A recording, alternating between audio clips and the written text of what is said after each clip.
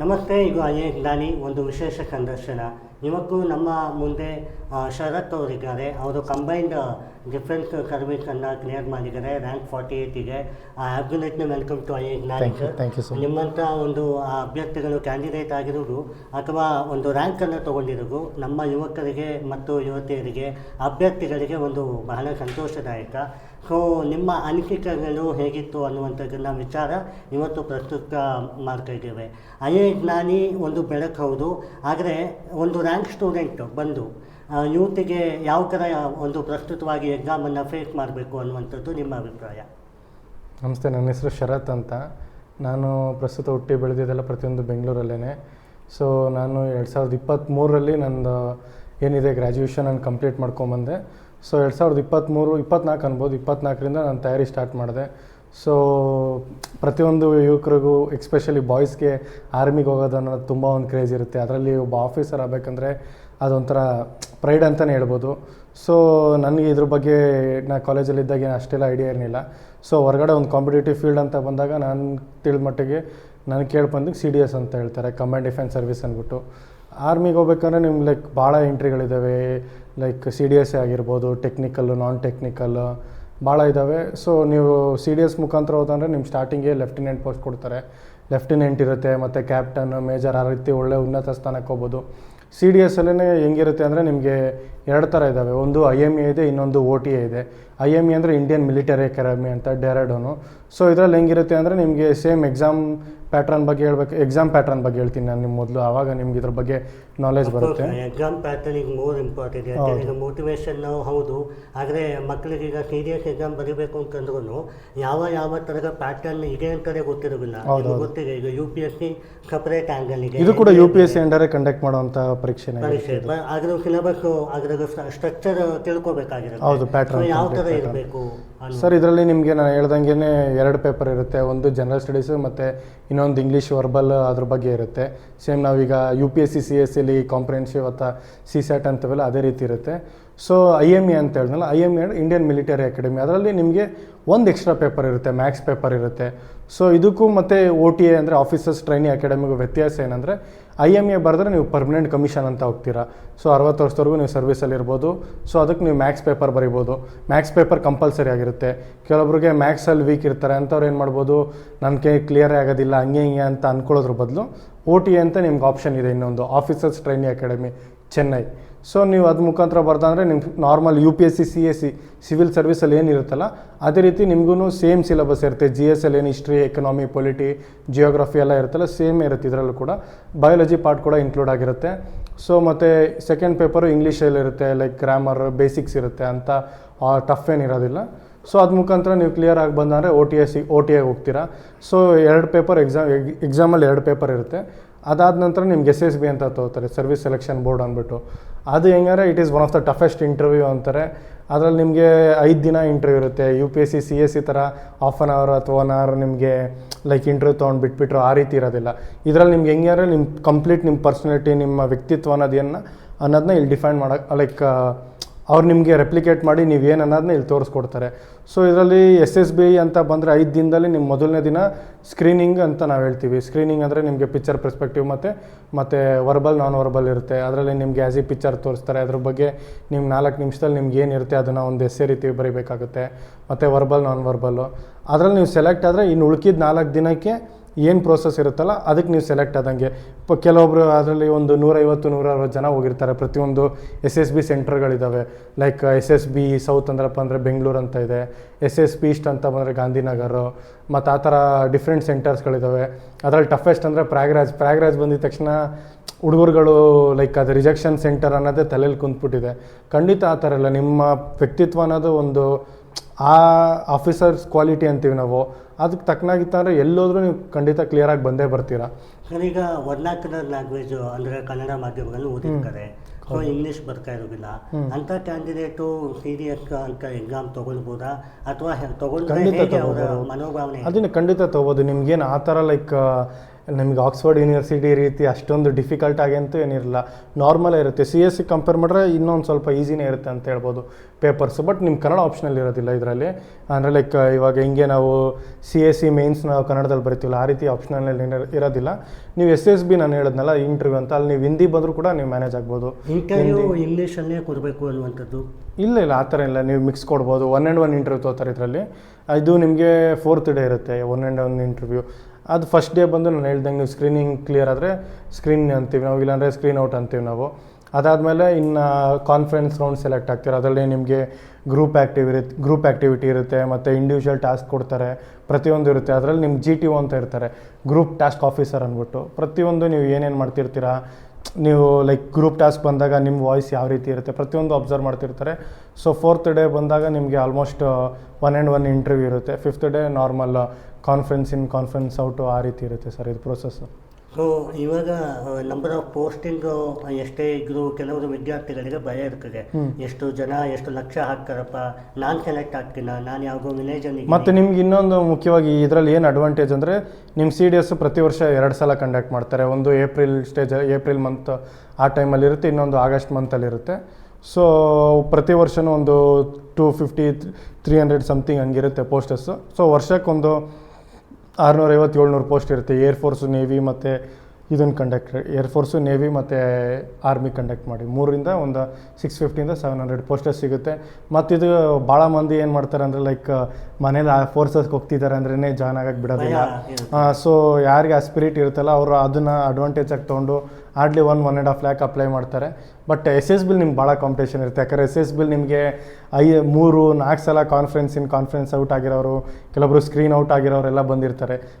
ವರ್ಷಕ್ಕೆ 2 ಸಲ ಕಂಡಕ್ಟ್ ಮಾಡೋದ್ರಿಂದ 3-4 ಸಲ SSB ಬಂದು ಕ್ಲಿಯರ್ ಆಗದೆ ಇರೋವಂಥವ್ರು ಇರ್ತಾರೆ. ಸೊ ಆ ಸ್ಟೇಜಲ್ಲಿ ನೀವು ಸ್ವಲ್ಪ ಅಲರ್ಟ್ ಆಗಿರಬೇಕಾಗುತ್ತೆ. ಇನ್ನು ರಿಟರ್ನ್ ಸ್ಟೇಜ್ ಬಂತಂದರೆ ಓಕೆ, ನಿಮಗೆ ಲೈಕ್ ಜನರಲ್ ನಾಲೆಜ್ ಮೇಲೆ ಒಂದು ಅವೇರ್ನೆಸ್ ಇತ್ತು ಅಂದರೆ ಖಂಡಿತ ಮಾಡ್ಬೋದು, ನೀವು SSB ಕ್ವಾಲಿಫೈ ಆಗ್ಬೋದು. ಸರ್ ಇವಾಗ ಫ್ರೆಶ್ ಕ್ಯಾಂಡಿಡೇಟ್ ಇರ್ತಾರೆ, ಸಪೋಸ್ ಇವಾಗ ಡಿಸೈಡ್ ಆದರೂ TDS ಬರೀತೀನಿ ಅಂತ.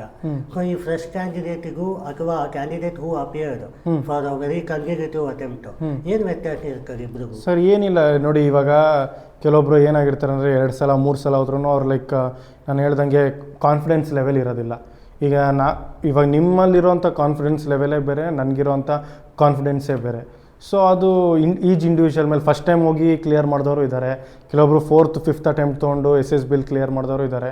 ಸೊ ಅದೇನು ಅಂತ ಬೀಳೋದಿಲ್ಲ. ನಾನು ಹೇಳ್ದಂಗೆ ಲೈಕ್ ನಿಮ್ಮ ಕಾನ್ಫಿಡೆಂಟ್ ಆಗಿರಬೇಕು, ಜೋಶ್ ಯಾವುದೇ ರೀತಿ ಕಮ್ಮಿ ಇರಬಾರ್ದು. ಯಾಕಂದರೆ ಗ್ರೂಪ್ ಟಾಸ್ಕ್ ಆಫೀಸರ್ ಪ್ರತಿಯೊಂದು ಅಬ್ಸರ್ವ್ ಮಾಡ್ತಿರ್ತಾರೆ. ಸೊ ಅದೆಲ್ಲ ಸ್ವಲ್ಪ ಕಾನ್ಫಿಡೆಂಟ್ ಆಗಿದ್ದ ಅಂದರೆ ನೀವು ಯಾವ ರೀತಿ ಗಟ್ಟಿ ವಾಯ್ಸಲ್ಲಿ ಮಾತಾಡ್ತೀರಾ ಪ್ರತಿಯೊಂದು ಕನ್ಸಿಡರೇಷನ್ ಬರುತ್ತೆ ಅಲ್ಲಿ. ಸರ್ ಈಗ ನಿಮ್ಮ ಅಭಿಪ್ರಾಯದಲ್ಲಿ ಒಬ್ಬರು TDS ತಗೋತಾರೆ, UPSC ಪ್ಯಾರಲಲ್ ಆಗಿ ಓದ್ಬೋದಾ? ಖಂಡಿತ ಓದ್ಬೋದು ಸರ್. ನೀವೇನು UPSC CSCಲಿ ನೀವು GS ಪ್ರಿಪೇರ್ ಆಗ್ತಿರಲ್ಲ, history, economy, polity, geography, same ಅದೇ ಇದರಲ್ಲೂ ಕೇಳ್ತಾರೆ, ಅದೇ ಸೇಮ್ ಪ್ಯಾಟರ್ನ್ ಇರುತ್ತೆ. ಬಟ್ ಅದಕ್ಕಿಂತ ಇನ್ನೊಂದು ಸ್ವಲ್ಪ ಲೈಕ್ ಈಸಿನೇ ಇರುತ್ತೆ ಅಂತ ಹೇಳ್ಬೋದು ಇದು. ಸೊ ಈಗ ಮ್ಯಾಥಮೆಟಿಕ್ಸ್ ಅನ್ನುವಂಥದ್ದು ನಿಮಗೆ ಗೊತ್ತಿದೆ, CSAT UPSCಯಲ್ಲಿ ಕಟ್ ಆಫ್ ರೀಚ್ ಆದರೆ ಸಾಕು. ಇಲ್ಲಿ ಅದಕ್ಕಿಂತ ಟಫ್ ಇರ್ತದ ಅಥವಾ ಈ SSC CGL ಮ್ಯಾಥಮೆಟಿಕ್ಸ್ ರೇಂಜಲ್ಲಿ ಇರುತ್ತಾ, ಇಲ್ಲ NTPC ರೇಂಜಲ್ಲಿ ಇರ್ತದ, ಯಾವ ಥರ ಇರ್ತದೆ ಮ್ಯಾಥ್ಸ್? ಇದರಲ್ಲಿ ನಿಮಗೆ ಅದು ಬಂದು ನಾನು IME ಅಂತ ಹೇಳಿದ್ನಲ್ಲ, ಇಂಡಿಯನ್ ಮಿಲಿಟರಿ ಅಕಾಡೆಮಿ ಡೆಹ್ರಾಡೂನ್, ಅಲ್ಲೋದ್ರೆ ನಿಮಗೆ ಮ್ಯಾಥ್ಸ್ ಅನ್ನೋದು ಖಂಡಿತ ಬೇಕು. 3 ಪೇಪರ್ ಬರ್ತೀರ ಒಂದೇ ದಿನದಲ್ಲಿ. OTA ಬಂದರೆ ನಿಮ್ಗೆ ಮ್ಯಾಥ್ಸ್ ಪೇಪರ್ ಏನಿರೋದಿಲ್ಲ, GS ಮತ್ತು ಇಂಗ್ಲೀಷ್ ಇದ್ದರೆ ಸಾಕು. ನಿಮ್ಗೆ ಇದ್ರಲ್ಲಿ ಮ್ಯಾಥ್ಸ್ ಅಂತ ಬಂದರೆ ನೀವೇನು ಲೈಕ್ ಸರ್ ಹೇಳ್ದಂಗೆ CSAT ಏನಿರುತ್ತಲ್ಲ, CSATಗಿಂತ ಬೇಸಿಕ್ಕಿಂತ ಒಂದು ಸ್ಟೆಪ್ ಎಕ್ಸ್ಟ್ರಾ ಕಲೀಲೇಬೇಕಾಗುತ್ತೆ. ಯಾಕಂದರೆ ನಿಮ್ಗೆ ಆಲ್ಮೋಸ್ಟ್ 33% ಮಾರ್ಕ್ಸ್ ಏನೋ ತೆಗಿಬೇಕಾಗುತ್ತೆ ಅದನ್ನು ಕ್ವಾಲಿಫೈ ಆಗಲಿಕ್ಕೆ. ಸೊ ಹಾರ್ಡ್ಲಿ ನೀವು ಒಂದು 3 to 4 months ಆಫ್ ಎಫರ್ಟ್ ಹಾಕಿ ನೀವು ಕರೆಕ್ಟಾಗಿ ಡೆಡಿಕೇಷನ್ ಆಗಿ ಅದಕ್ಕೆ ಸಪ್ರೇಟ್ ಅನ್ನೋದು ಬಿಟ್ಟು ಅಟ್ಲೀಸ್ಟ್ ಒಂದು 2 to 3 hours ಅಂತ ಡೆಡಿಕೇಟಿವ್ ಆಗಿ ಮಾಡ್ಕೊಂಬಂದರೆ ಖಂಡಿತ ಆಗುತ್ತೆ. ಯಾಕಂದರೆ ಸೇಮ್ ಇರುತ್ತಲ್ಲ ಸಿಲೆಬಸ್ಸು. ಅದೇ ಸರ್, ಇವಾಗ ಎಷ್ಟೋ ವಿದ್ಯಾರ್ಥಿಗಳ ಕ್ವಶನಿಗೂ ಏನಪ್ಪ ಅಂತಂದರೆ ಎಷ್ಟು ಅವರ್ಸ್ ಗಟ್ಟಲೆ ಓದಬೇಕು, ತಾವು ಎಷ್ಟು ಅವರ್ ಓದಿದ್ರಿ?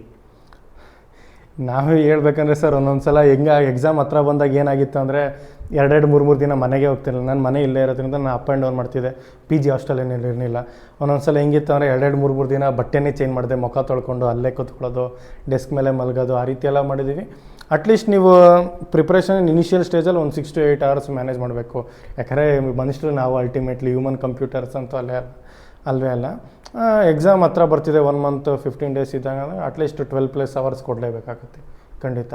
ಬಟ್ ನಿಮ್ಗೆ ಒಂದ್ಸಲ ನೀವು ಆ ಎಕ್ಸಾಮ್ ಪ್ರೋಸೆಸ್ ಅನ್ನೋದಕ್ಕಿಂತ ನೀವು SSB ಸ್ಟೇಜ್ ಹೋದಂದರೆ ನೀವು ಹಾಕಿರೋ ಎಫರ್ಟ್ ನಿಮ್ಗೆ 100% ರಿಲೈಸ್ ಆಗುತ್ತೆ. ಯಾವುದೇ ಒಂದು ಗುರಿ ತಲುಪಿದಾಗ ಅದರ ನೆಕ್ಸ್ಟ್ ಗುರಿಗೆ ಏನು ಅಷ್ಟು ಕಷ್ಟ ಆಗೋದಿಲ್ಲ ಅಂತ. ಹೌದೌದು, ನಿಜ, ಒಳ್ಳೆ ಮಾತು ಹೇಳಿದ್ರು.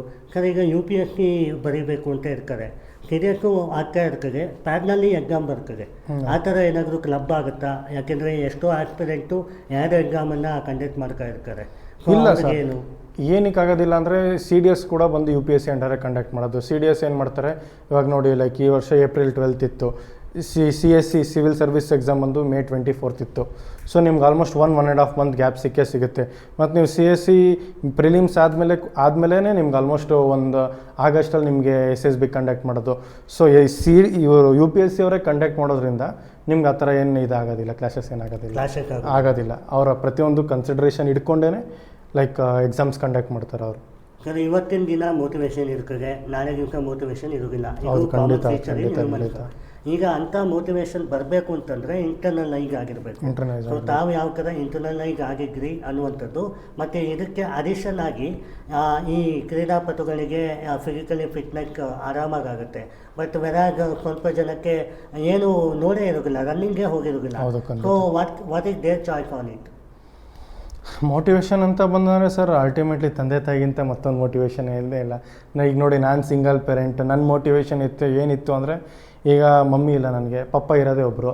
ಸೊ ಅವ್ರು ಹೋದ್ಮೇಲೂ ನಾನು ಅಚೀವ್ ಮಾಡಿದ್ರೆ ಏನು ಬಂತು ಉಪಯೋಗ? ಅವ್ರಿದ್ದಾಗೆ ನಾನು ಏನಾರು ಅಚೀವ್ ಮಾಡಿ ಆ ಸಕ್ಸಸ್ ಅನ್ನೋದು ಏನಿರುತ್ತೆ ಅವ್ರ ಕಣ್ಣಾರೆ ನೋಡಬೇಕು ಅನ್ನೋದು ನನ್ನ ಪರ್ಸ್ಪೆಕ್ಟಿವ್ ಇತ್ತು. ಮತ್ತು ಕೆಲವೊಬ್ರಿಗೆ ಏನು ಮಾಡ್ತಾರೆ, ಸ್ಟಾರ್ಟಿಂಗ್ ಬರ್ತಾರೆ ಒಂದು ತಿಂಗಳು 2 ತಿಂಗಳು ಫುಲ್ಲು ಹೆಂಗೆ ಅಂದರೆ ಫುಲ್ ಜೋಶಲ್ಲಿ 6 hours 8 hours ಓದೋದು. ಆಮೇಲೆ ಹಂಗೆ ಗ್ರ್ಯಾಜುವಲಿ ಎನರ್ಜಿನ ಡೌನ್ ಆಗ್ತಾನೆ ಇರುತ್ತೆ.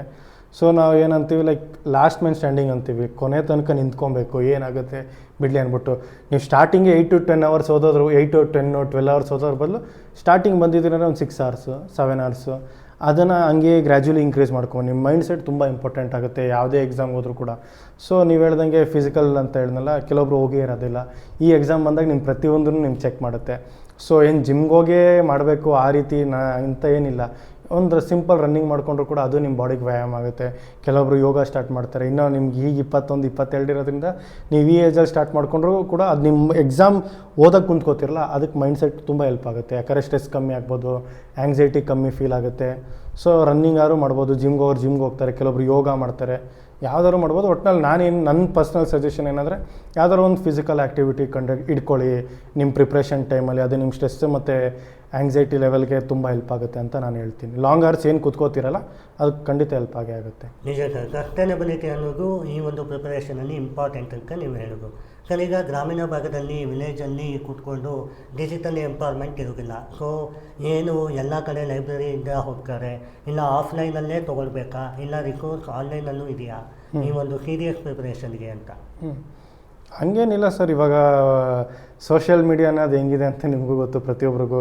ಯೂಟ್ಯೂಬ್ ಹೋಗಿ ನೀವು ಸರ್ಚ್ ಮಾಡಿದ್ರೆ ಕೆಲವೊಬ್ರಿಗೆ ಲೈಕ್ ಬಂದು ಕೋಚಿಂಗ್ ಆಫರ್ ಮಾಡೋ ಅಂತ ನೀವು ಹೇಳ್ದಂಗೆ ಗ್ರಾಮೀಣ ಹುಡುಗರುಗಳಿಗೆ ಅಫೋರ್ಡಬಲ್ ಆಗಿರೋದಿಲ್ಲ ಅಂಥವ್ರು ಯೂಟ್ಯೂಬಲ್ಲಿ ಎಷ್ಟೊಂದು ಚಾನಲ್ಸ್ಗಳಿದ್ದಾವೆ. ಲೈಕ್ CDS ಜರ್ನಿ ಅಂತ ಒಂದಿದೆ. CDS ಜರ್ನಿ ಅವರು ತುಂಬ ಲೈಕ್ ನಾನು ಬರೆದಿದ್ದ ಎಕ್ಸಾಮ್ನಲ್ಲಿ ತುಂಬ ಅಂದರೆ ತುಂಬ ಚೆನ್ನಾಗಿದ್ದಾರೆ ಅವರು. ಸೊ ಅದನ್ನು ಕೂಡ ಅವರು ಲೈಕ್ ಆ ಚಾನಲ್ ಕೂಡ ನೋಡ್ಕೊಬೋದು. CDS ರಿಲೇಟೆಡ್ ಓದ್ತೀರಂದರೆ ಈಗ ಲೈಕ್ CSAT ಅಂತ ನೀವು ಹೇಳಿದ್ರಲ್ಲ, CSC, ಅದರಲ್ಲೂ ಅಷ್ಟು ಭಾಳಷ್ಟು ಚಾನಲ್ಗಳಿದ್ದಾವೆ. ನೀವು ನಿಮ್ಗೆ ಯಾವ್ದು ಕಂಫರ್ಟಬಲ್ ಆಗುತ್ತೆ, ಯಾವುದು ಟೀಚಿಂಗ್ ನಿಮಗೆ ಚೆನ್ನಾಗಿರುತ್ತೋ ಅದನ್ನು ನೋಡ್ಕೊಂಡು ನೀವು ಕಲಿಬೋದು.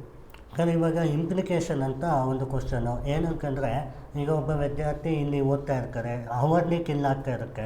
ಸೊ ಕೆಲವೊಬ್ರು 8 hours ಲೈಬ್ರರಿನೇ ಓದ್ತಾರೆ. ಸೊ ಯಾರು ಬೆಸ್ಟ್ ಅಂತೀರಾ? ಯಾಕೆಂದರೆ ಡೈಲಮ ಇದೆ, ಜೊತೆಗೆ ಬೇಗಿಕ್ ಡೈಲಮ ಅಲ್ವಾ? ಸೊ ಇಲ್ಲಿ 8 hours ಓದೋದಾ ಅಥವಾ ನಾನೇ 8 hours ಓದೋದಾ? ಆದರೆ ನನಗೆ ಇಲ್ಲಿ ಕೋಚಿಂಗ್ ಬೇಕು, ಯಾಕೆಂದರೆ ನನಗೆ ಅಂಶಗಳು ಬೇಕು, ಸಿಗ್ತಾ ಇರೋದಿಲ್ಲ. ಸೊ ಅಂಥ ಕೇಸಲ್ಲಿ ಏನು ಮಾಡಬೇಕು? What is the best solution ideal? ಅಂದರೆ ಲೈಕ್ ಲೈಬ್ರರಿಲೇ ಕೂತು ಲೈಬ್ರರಿ ಅಂದರೆ ಈಗ ಕೋಚಿಂಗ್ ಅಂತಂದರೆ ಇದೀಗ for what we are doing ಅಂತ ಬರ್ತದೆ. ಸೊ ಕೆಲವರು ಅಂಶ ಸೆಲ್ಫ್ ಸ್ಟಡಿ ಮಾಡ್ತಾರೆ ಯಾವಾಗ ಅವ್ರ ಹತ್ರ ಫುಲ್ ಪ್ರಿಪೇರ್ ಇದ್ದಾಗ. ಸೊ ಇವಾಗ ಏಕ್ದಮ್ ಬಂದು ಸೆಲ್ಫ್ ಸ್ಟಡಿ ಮಾಡಲಿಕ್ಕೆ ಆಗ್ತಾ ಇರೋದಿಲ್ಲ ಅನ್ನುವಂಥದ್ದು ಇದೆಯಲ್ಲ, ಅದಕ್ಕೇನು ನಿಮ್ಮ ಒಂದು ಸಲಹೆ? ಸರ್, ನಾನು ಹೇಳ್ದಂಗೆ ಸ್ಟಾರ್ಟಿಂಗ್ ಫಸ್ಟು ಸ್ವಲ್ಪ ಬೇಸಿಕ್ಕಿಂದ ಸ್ಟಾರ್ಟ್ ಮಾಡಬೇಕಾಗುತ್ತೆ. ಈ NCERT ಟೆಕ್ಸ್ಟ್ ಬುಕ್ಸ್ಗಳಿದ್ದಾವೆ. ಸೊ ಅದೆಲ್ಲ ನಿಮ್ಗೆ ಹೆಂಗೆ ಅಂದರೆ, ಈಗ NCERT ಓದೋರಿಗೆ ಆ ಟೆಕ್ಸ್ಟ್ ಬುಕ್ ತಯಾರು ಮಾಡೋರಿಗೆ ನಿಮ್ಗೆ ಗೊತ್ತಿರಲ್ಲ. ಅವ್ರಿಗೆ ನೀವು UPSC ಆಸ್ಪಿರೆಂಟ್ ಬಂದು ಓದ್ತಾ ಇದ್ದೀರ ಅಂದ್ಬಿಟ್ಟು 5-6ನೇ ಕ್ಲಾಸ್ ಮಕ್ಕಳು ಮೈಂಡ್ಸೆಟ್ಟಲ್ಲಿ ಲೈಕ್ ಅವರು ಟೆಕ್ಸ್ಟ್ ಬುಕ್ಗಳು ಸೆಟ್ ಮಾಡಿರ್ತಾರೆ. ಸ್ಟಾರ್ಟಿಂಗು ನೀವು ಏನಿರುತ್ತಲ್ಲ 5-6ನೇ ಕ್ಲಾಸು ಅದನ್ನು ಬೇಸಿಕ್ಸ್ ತಿಳ್ಕೊಳ್ಳಿ. ನಿಮ್ಗೆ UPSC ಅಂತ ಬಂದ್ರೇ ಇರೋದೇ ಗೇಮ್ ಇರೋದೇ ಬೇಸಿಕ್ಕು. ಮತ್ತು ಈ ವರ್ಷ ಪೇಪರ್ 2026 ಪೇಪರ್ ನೋಡಿದ್ರೆ ಸ್ವಲ್ಪ social current affairs press report ಬಗ್ಗೆ ಎಲ್ಲ ಕೇಳಿದ್ದಾರೆ. ಸೊ ಅದ್ರ ಮೇಲೂ ಲೈಕ್ ಕರೆಂಟ್ ಅಫೇರ್ಸ್ ಮೇಲೂ ಒಂದು ಬ್ರಾಡ್ ಪ್ರೊಸ್ಪೆಕ್ಟಿವ್ ಇಟ್ಕೊಳ್ಳಿ. ಮತ್ತು ನಾನು ಹೇಳ್ದಂಗೆ NCERTಯಿಂದ ಸ್ಟಾರ್ಟ್ ಮಾಡಿ. ನಿಮಗೆ ಪ್ರತಿಯೊಬ್ಬರಿಗೂ ನಾಲೆಜ್ ಬಂದೇ ಬರುತ್ತೆ. ಕೆಲವೊಬ್ರು ಏನು ಮಾಡ್ತಿರ್ತಾರೆ ಅಂದರೆ ಹೇಳಿರ್ತಾರೆ ಯೂಟ್ಯೂಬಲ್ಲಿ ಅಲ್ಲಿ ಇಲ್ಲಿ ನೋಡಿರ್ತಾರೆ, ಸೀದಾ ಪೊಲಿಟಿ ಅಂತ ಬಂದರೆ ಲಕ್ಷ್ಮೀಕಾಂತ್, ನಿತಿನ್ ಸಿಂಘಾನಿಯಾ ಆ ಥರ ಡೈರೆಕ್ಟಾಗಿ ಸ್ಟಾರ್ಟ್ ಮಾಡ್ಕೋಬೇಡಿ. ಹೌದು ಅದು ಇಂಪಾರ್ಟೆಂಟ್ ಬುಕ್ಸೇ ಇರ್ಬೋದು. ಬಟ್ ಫಾರ್ ಎಕ್ಸಾಂಪಲ್ ಲೈಕ್ ಈಗ ಬಂತಂದರೆ like the Indian constitute work ಅಂತ ಬರುತ್ತೆ 11th.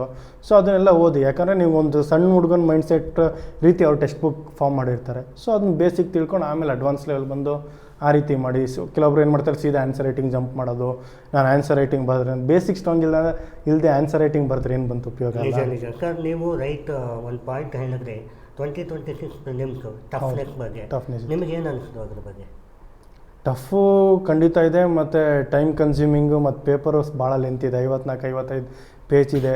ಕೊಡೋ 2 ಅವರಲ್ಲಿ ನಾವು 54-55 ಪೇಜಸ್ ಓದಿ ನಾವು ಆನ್ಸರ್ ಮಾಡಬೇಕಂದ್ರೆ ಟಫ್ ಇತ್ತು ಸರ್, ಖಂಡಿತ ಟಫ್. ಆ್ಯಕ್ಚುಲಿ ನೋಡಿ, ಈಗ ಜನ ನಮ್ಮ ವಿದ್ಯಾರ್ಥಿಗಳು ಕೇಳುವ ಪ್ರಶ್ನೆ ಏನಂದರೆ UPSC 2026 ಪೇಪರ್ ಈ ಥರ ಇದೆ, UPSCನೇ ಕಂಡಕ್ಟ್ ಮಾಡೋಕ್ಕೆ CDS ಆ್ಯಂಡ್ ಅಂತ CRPF ಕೂಡ CAPF ಹೌದು. ಸೊ ಈ ಪೇಪರ್ ಕೂಡ ಹೀಗೆ ಬಂದರೆ ಹೇಗೆ ಅಂತ ಒಂದು ಭಯ ಇರ್ತದೆ.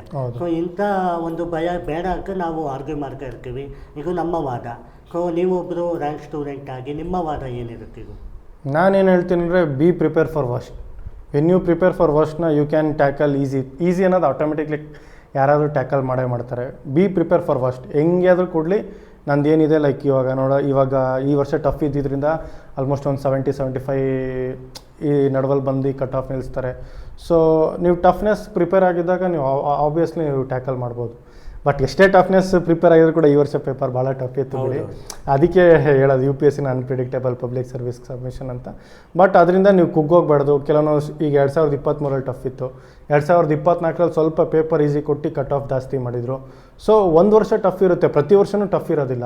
ಸೊ ನೆಕ್ಸ್ಟ್ ವರ್ಷ ನೀವು ಏನಿರುತ್ತೆ ಅಟೆಂಪ್ಟ್ಸ್ ಇತ್ತು ಅಂದರೆ ಪ್ರಿಪೇರ್ ಆಗಿ. ಖಂಡಿತ ಕಟ್ ಆಫ್ ಜಾಸ್ತಿ ಇರ್ಬೋದು, ಬಟ್ ನಿಮ್ಮ ನಾಲೆಜ್ ಇತ್ತು ಅಂದರೆ ಆಬ್ವಿಯಸ್ಲಿ ಕ್ಲಿಯರ್ ಮಾಡ್ತೀರಾ. ಸರ್, ಇನ್ನೊಂದು ವುಮೆನ್ ಕ್ಯಾಂಡಿಡೇಟ್ ಅವರು ಕೂಡ ಈ ಒಂದು CDS ಎಕ್ಸಾಮು ಬರಿಬೋದು. ಅವ್ರಿಗೆ ಯಾವ ಥರ ಪ್ರಿವಿಲೇಜ್ ಇರುತ್ತೆ, ಹೇಗೆ ಅವರು ಅದನ್ನು ಮುನ್ನುಗ್ಗಬೇಕು? ಯಾಕೆಂದರೆ ಬರ್ತಾನೆ ಇರೋದಿಲ್ಲ. ಮೊದಲನೇದು ಆರ್ಮಿ ಎಕ್ಸಾಮ್ ಅಂತ ಒಂದು ಇಲ್ಲ, CDS ಅಂದರೆ ಏರ್ಫೋರ್ಸ್ ನೇವಿ ಕಂಡಕ್ಟ್ ಮಾಡ್ತಾರೆ. ಅದರಲ್ಲೂ ಸಹ ಅವರು ಎನ್ರೋಲ್ ಆಗ್ಬೋದು. ಬರಬೇಕು, ಹೆಣ್ಮಕ್ಳು ಮುಂದಕ್ಕೆ ಬರಬೇಕು. ಎಷ್ಟೊಂದು ಜನ IAS ಜೀವನ ಲೈಕ್ ಅದನ್ನೇ ಅವರು ಹೆಂಗಂದರೆ ಮೋಲ್ಡ್ ಮಾಡ್ಕೊಂಬಿಟ್ಟಿರ್ತಾರೆ. ಬರಬೇಕು, ಸೊಸೈಟಿ ಇದೆ, ಪ್ರತಿಯೊಂದು ಎಕ್ಸ್ಪ್ಲೋರ್ ಮಾಡಬೇಕು. ಅವರನ್ನು ನೇವಿಯಲ್ಲಿ ವರ್ಕ್ ಮಾಡ್ತಿರ್ತಾರೆ, ಕೆಲವೊಬ್ರು ಏರ್ಫೋರ್ಸ್ ಆಪರ್ಚುನಿಟಿ ಇದೆ, ಕೆಲವೊಬ್ರು ಆರ್ಮಿಲೇ ವರ್ಕ್ ಮಾಡ್ತಿರ್ತಾರೆ. ಬರಬೇಕು, ಅವರು ಮುಂದೆ ಬಂದು ವರ್ಕ್ ಮಾಡಬೇಕು. ಅದು ಜಸ್ಟ್ 33% ರಿಸರ್ವೇಷನ್ಗೆ ಅಂತ ಮೀಸಲಾಗದೆ ಅವರು ಬಂದು ಎಕ್ಸ್ಪ್ಲೋರ್ ಮಾಡಬೇಕು. ಅವರು ಆ ಡಿಫಿಕಲ್ಟೀಸ್ ಎಲ್ಲ ನೋಡಿದಾಗ ಸೊಸೈಟಿಲಿ ಒಂದು ಬ್ರಾಡ್ ಪ್ರೊಸ್ಪೆಕ್ಟಿವ್ ಅವ್ರಿಗೂ ಗೊತ್ತಾಗುತ್ತೆ ಅನ್ನೋದು ನನ್ನ ಅಭಿಪ್ರಾಯ. ಸರ್, ಇನ್ನೊಂದು ಓಲ್ಡ್ ಸ್ಕೂಲ್ ಆಫ್ ಥಾಟಿಕ್ಕು ಒಂದೇ ಒಂದು ಎಕ್ಸಾಮಲ್ಲಿ ಓದಿ ಅದನ್ನು ಟ್ಯಾಕಲ್ ಮಾಡಿ ಅಂತ ಹೇಳ್ತಿದ್ರು. But this is not the era right ನಾವು. 2 ಎಕ್ಸಾಮ್ಸ್ 3 ಎಕ್ಸಾಮ್ ಟಾರ್ಗೆಟ್ ಮಾಡಬೇಕಾಗತ್ತೆ. ಸೊ ಇದ್ರ ಬಗ್ಗೆ ನೀವು ಓಲ್ಡ್ ಸ್ಕೂಲ್ ಆಫ್ ಫಂಕ್ಷನ್ ಬಗ್ಗೆ ಓಕೆ ಅಂತೀರಾ, ನ್ಯೂ ಸ್ಕೂಲ್ ಆಫ್ ಫಂಕ್ಷನ್? ಇಲ್ಲ ಸರ್, ಈ ಸಲ ಅಂದರೆ ಲೈಕ್ ಇವಾಗ ಬರ್ತಿರೋ ಪೇಪರ್ ಕಂಡಕ್ಟ್ ಮಾಡಿದ್ರೆ ಕೂಡ ನಾನು ಏನು ಹೇಳ್ತೀನಿ ಅಂದರೆ ಕೆಲವೊಬ್ರು ಲೈಕ್ PC ಪೇಪರ್ ಸಿಕ್ಕಿದ್ರು ಫಸ್ಟ್ ಜಾಯ್ನ್ ಆಗಿಬಿಡಿ. ಯಾಕಂದರೆ ಜಾಬ್ ಸ್ಟೆಬಿಲಿಟಿ, ಅಪ್ಪ ಅಮ್ಮಂದಿರಿಗೆ ಎಷ್ಟು ದಿವಸ ಅಂತ ಬರ್ಡನ್ ಆಗಿರ್ತೀರ, ಯಾವುದೋ ಒಂದು ಜಾಬ್ ಸೇರ್ಕೊಳ್ಳಿ, ಆಮೇಲೆ ಆರಾಮಾಗಿ ಮಾಡ್ಬೋದು. ಇವಾಗ ನಾನು ಹೇಳ್ದಂಗೆ UPSCಲೇ 3 ಥರ ಪೇಪರ್ಸ್ ಇದ್ದಾವೆ ನಿಮಗೆ. CSE, CDS, CAPF. ನಿಮ್ಗೆ ಯಾವ್ದು ಅನುಕೂಲ ಆಗುತ್ತೋ ಅದಕ್ಕೆ ಹೋಗಿ. ಬೇರೆ SSC ಇದ್ದಾವೆ. ಯಾವ್ದು ಅನುಕೂಲ ಆಗುತ್ತೋ ನಿಮ್ಗೆ ಯಾವ್ದು ಕ್ಲಿಯರ್ ಆಗುತ್ತೋ ಅದನ್ನು ನಾವು ಡಿನೇ ಮಾಡೋದಕ್ಕಿಂತ ಫಸ್ಟ್ ಜಾಯ್ನ್ ಹಾಕ್ಕೊಂಡು ಪ್ರಿಪೇರ್ ಆಗಿ. ಅಟ್ಲೀಸ್ಟ್ ನಿಮ್ಗೆ at the end of the day ನಿಮ್ಗೆ ಎಕ್ಸಾಮ್ ಕ್ಲಿಯರ್ ಆಗಲಿ ಬಿಡಲಿ, ನಿಮ್ಗೊಂದು ಸ್ಟೆಬಿಲಿಟಿ ಇರುತ್ತೆ. ಲೈಕ್ ಈಗ ಒಂದು PC ಜಾಬ್ ಸಿಕ್ಕಿದ್ರು ಕೂಡ ಗೌರ್ಮೆಂಟ್ ಕೆಲಸ. ಈಗಿನ AI ಜನ್ರೇಷನಲ್ಲಿ ನೀವೇ ನೋಡ್ತಿದ್ದೀರಾ, ಸಾಫ್ಟ್ವೇರಲ್ಲಿ ಎಷ್ಟು ಲೇ ಆಫ್ಗಳು ಮಾಡ್ತಿದ್ದಾರೆ. ನನ್ನ ಫ್ರೆಂಡ್ಸೇ 12,000 ಜನ 15,000 ಜನ ಲೇ ಆಫ್ ಮಾಡ್ತಿದ್ದಾರೆ. ಅಲ್ಟಿಮೇಟ್ಲಿ ನೀವು ಯಾವ್ದಾದ್ರು ಒಂದು ಗೌರ್ಮೆಂಟ್ ಸೆಕ್ಟ್ರಲ್ಲಿದ್ದರೆ ಅದು ಸ್ಟೇಬಲ್ ಆಗಿ ಇದ್ದೇ ಇರ್ತೀರಾ, ಮತ್ತೊಂದು ಜನ್ರೇಷನಲ್ ಚೇಂಜ್ ಅನ್ನೋದು ಸಿಗುತ್ತೆ ಅಂತ ನನ್ನ ಅಭಿಪ್ರಾಯ. ಇಲ್ಲ, ಬಹಳ ಚೆನ್ನಾಗಿ ನೀವು ಉತ್ತರ ಕೊಡ್ತಿರ್ತಾರೆ. ಮತ್ತು ಹಾಬಿ ಒಬ್ಬ ಮನುಷ್ಯನಿಗೆ ಇರಲೇಬೇಕಾದ್ದು ಹ್ಯೂಮನ್ ಅಂದಮೇಲೆ. ಸೊ ಈ ಹಾಬಿ ಯಾವ ರೀತಿ ಎಕ್ಸಾಮಿನೇಷನ್ಗೂ ಮತ್ತು ಮೋಟಿವೇಶನ್ಗೂ. ಯಾಕೆಂದರೆ ಯೂಶ್ವಲಿ ನಾನು ನೋಡ್ತಾ ಇರ್ತೀನಿ ಸ್ಟೂಡೆಂಟ್ ಜೊತೆ ಮಾತಾಡುವಾಗ, ಹಾಬಿ ಈಗ ನಾನು ಡೈಲಿ ರನ್ನಿಂಗ್ ಹೋಗ್ತೀನಿ, ಬಟ್ ಈ ಎಕ್ಸಾಮಿನೇಷನ್ ಬಂದಾಗ ರನ್ನಿಂಗೇ ಮಾಡ್ತಾ ಇರಲ್ಲ. ಸೊ ಅವ್ರ ಇಂಟರ್ನಲ್ ಈಗ ಆಗಿರೋದಿಲ್ಲ, ಮೋಟಿವೇಶನ್. ಸೊ ಇದಕ್ಕೆ ಕಾರಣ ಏನು, ಯಾವ ಥರ ಹಾಬಿಯನ್ನು ನೋಡಬೇಕು? ಸರ್, ಹಾಬಿ ಎಸ್ಪೆಷಲಿ ನನ್ನ ಹಾಬಿ ಅಂತ ಬಂತು ಅಂದರೆ ನನ್ನ ಬಗ್ಗೆ ಹೇಳ್ಬೇಕಂದ್ರೆ ನನಗೆ ಫಿಸಿಕಲ್ ಆ್ಯಕ್ಟಿವಿಟಿ ರನ್ನಿಂಗ್ ಆಗಿರ್ಬೋದು, ಜಿಮ್ಮೇ ಆಗಿರ್ಬೋದು, ಅದೊಂದು ಕಡೆ ಆದರೆ ನಂಗೆ ಟ್ರಾವೆಲಿಂಗ್ ಅಂದರೆ ಭಾಳ ಇಷ್ಟ. ನಂಗೆ ಲೈಕ್ ಟ್ರೈನಲ್ಲಿ ಟ್ರಾವೆಲ್ ಮಾಡೋದಂದರೆ ಭಾಳ ಇಷ್ಟ. ನಮ್ಮ ಸರ್ ಇದ್ದಾರೆ, ಶ್ಯಾಮ್ ಸರ್ ಅಂತ ಇದ್ದಾರೆ, ಮಂಜುನಾಥ್ ಸರ್ ಅಂತ ಭಾಳ ಜನ ಇದ್ದಾರೆ. ನಾನು ಎಕ್ಸಾಮ್ 3 ದಿನ ಮುಂಚೆ ಸಹ ನಾನು ಅವ್ರ ಜೊತೆ ಟ್ರೈನಲ್ಲಿ ಒಂದು ಒಳ್ಳೆ ಜರ್ನಿ ಮಾಡಿ ಮೈಂಡ್ ರಿಲ್ಯಾಕ್ಸ್ ಮಾಡಿ ಅಷ್ಟಿಷ್ಟು ಆ್ಯಂಗ್ಸೈಟಿ ಅನ್ನೋದಿರುತ್ತಲ್ಲ ಅದನ್ನೆಲ್ಲ ದೂರ ಮಾಡ್ಕೊಂಡು ಬರದೆ. ಕೆಲವೊಬ್ರಿಗೆ ಲೈಕ್ ಬುಕ್ಸ್ ಓದೋದು, ನಾನ್ ಫಿಕ್ಷನ್ ಬುಕ್ಸ್ ಓದೋದು ಹಾಬಿ ಇರುತ್ತೆ. ಸೊ ಎಕ್ಸಾಮ್ ಟೈಮಲ್ಲಿ ಏನಿರುತ್ತೆ ಅನ್ನೋದು ಅಟ್ಲೀಸ್ಟ್ ನೀವು 1.5 hour 1 hour ಮಾಡ್ತಿರೋದು ಅಟ್ಲೀಸ್ಟ್ ಒಂದು 10-20 minutes ಮೆಡಿಟೇಷನ್ ಆದರೂ ಮಾಡಿ, ಅದು ಸಾಕಲ್ಲ. ಮೈಂಡ್ ಕಾಮಾಗಿರಬೇಕು. ಎಕ್ಸಾಮ್ ಹತ್ರ ಬಂದಾಗ ಬರೋ ಪ್ರೆಷರೆಲ್ಲ ಬ್ರೈನ್ ಮೇಲೆ ಹಾಕೋದ್ಕಿಂತ ಸ್ವಲ್ಪ ನೋಡಿ, ನಾನೀಗ ಎಕ್ಸಾಮ್ ಹತ್ರ ಇದ್ದರೂ ನಾನು ಟ್ರಾವೆಲ್ ಮಾಡ್ಕೊಂಬಂದೆ. ಸೊ ಆ ರೀತಿ ಕಾಮಾಗಿ ಇಂಟರ್ನಲೈಸ್ ಆಗಿ ಏನಿರುತ್ತಲ್ಲ ಅದನ್ನು ಕಂಟಿನ್ಯೂ ಮಾಡ್ಕೊಂಬನ್ನಿ. ಬಟ್ ಟೈಮ್ ಸ್ವಲ್ಪ ಕಮ್ಮಿ ಕೊಟ್ಕೊಂಡು ಎಕ್ಸಾಮ್ ಮೇಲೆ ಫೋಕಸ್ ಮಾಡಿ ಅಂತ ನಾನು ಹೇಳ್ತೀನಿ. ನಿಜ ಒಂದು ಅದ್ಭುತವಾದಂಥ ಮಾತು ಹೇಳಿದ್ರಿ. ಇವತ್ತು ನಿಜ ಈ ಒಂದು ನಿಮ್ಮ ಇಂಟರ್ವ್ಯೂ ಅಂತಲ್ಲ, ಈಗ ಒಂದು ಕನ್ನಡಿ ಅಂತ ಹೇಳ್ಬೋದು ವಿದ್ಯಾರ್ಥಿಗಳಿಗೆ. ನೆಕ್ಸ್ಟ್ ಜನ್ರೇಷನ್ ಅಥವಾ ಯಾರೇ ಒಬ್ಬರು ಸ್ಟೂಡೆಂಟ್ ಬಂದರೂ ಕೂಡ ಟಫ್ನೆಸ್ ಅನ್ನುವಂಥದ್ದನ್ನು ಸ್ವೀಕಾರ ಮಾಡಿ ಅನ್ನುವಂಥದ್ದು ನಿಮ್ಮ ವಾದ. ಟಫ್ನೆಸ್ಸು ಸ್ವೀಕಾರ ಮಾಡಿ, ಬೇರೆ ಯಾವ್ದಾದ್ರು ಎಕ್ಸಾಮ್ ಕ್ಲಿಯರ್ ಆಗಿದ್ದರೆ ಈಗಿನ ಇದರಲ್ಲಿ ಫಸ್ಟ್ ಜಾಯ್ನ್ ಆಗಿಬಿಡಿ. ಯಾಕಂದರೆ ಮನೆ ಎಷ್ಟು ದಿವಸ ಅಪ್ಪ ಅಮ್ಮಂದಿರ ಮೇಲೆ ಹೊರೆ ಆಗಿರ್ತೀವಲ್ವ, ಸರ್ವೈವಲ್ ಆಫ್ ದ ಫಿಟ್ಟೆಸ್ಟ್ ಅಂತ. ಹೌದು, ಯಾವುದೋ ಒಂದು ಫಸ್ಟು ಜಾಯ್ನ್ ಆಗಿಬಿಡಿ. ಆಮೇಲೆ ನಿಮ್ದು ಏನಿರುತ್ತೆ ಅಚೀವ್ ಮಾಡಿ. ಏಜಸ್ ಇದ್ದರೆ ಮಾಡಿ. ಇದ್ರ ಮೇಲೆ ಈ CSEನೇ ಮಾಡಬೇಕು ಅಂತ ಯಾವತ್ತೂ ಕೂರಕ್ಕೆ ಹೋಗ್ಬಿಡಿ.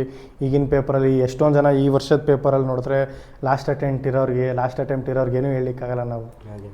ಸೊ ಅಂಥ ಇದರಲ್ಲಿ ನಿಮ್ಗೆ ಯಾವ್ದಾರು ಆಪರ್ಚುನಿಟಿ ಸಿಕ್ಕರೆ ಜಾಯ್ನ್ ಆಗಿಬಿಡಿ ಫಸ್ಟ್.